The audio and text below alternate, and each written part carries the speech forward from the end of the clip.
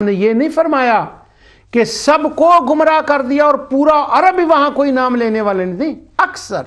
तो अब अक्सर का मतलब क्या हुआ? अब शेख गामिद को 2 मिनट के लिए भूल जाएं कि मैं उनसे ये बात कर रहा हूं।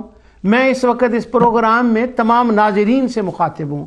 मैंने अक्सर की जितनी आयात पढ़ी हैं, इनमें इब्राहीम अलैहिस्सलाम की दुआ, नूह अलैहिस्सलाम की सूरत, उनकी कौम का तज़किरा और उनके उस वक़्त के बुतों का और शैतान का ख़ुद अपना फ़ैसला, इससे ये बात साबित हो गई कि कुरान में जो अक्सर का लफ्ज़ आया है वो बाज़ मोमिनीन के मुकाबले में वो लफ्ज़ आया है।